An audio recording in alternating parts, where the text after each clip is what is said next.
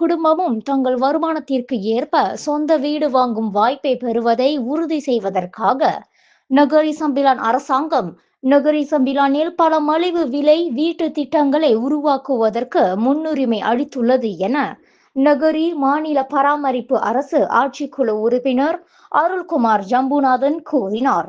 இந்த திட்டங்களில் பல்வேறு வகையான வீட்டு விலைகள் அடங்கும் என்றும் நீலாய் தொகுதியில் உள்ள திட்டங்களில் ஒன்றுதான் மன்தின் தாமான் நூசா செரிச்சொங்கால் மலிவு விலை வீடமைப்பு திட்டமாகும் என முன்னாள் நீலாய் சட்டமன்ற உறுப்பினருமான அருள்குமார் தெரிவித்தார்.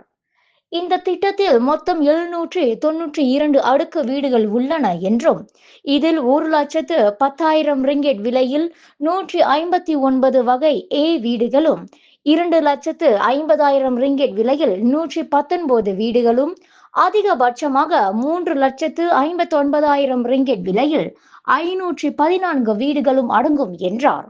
சுமார் 50 ஏக்கர் அரசு நிலத்தில் இந்த வீட்டு திட்டம் செயல்படுத்தப்படுவதால் இதுவரை சொந்த வீடு இல்லாத பல குடும்பங்கள் தங்களுக்கு பொருத்தமான வகை வீட்டை பெற இது வழிவகுக்கிறது.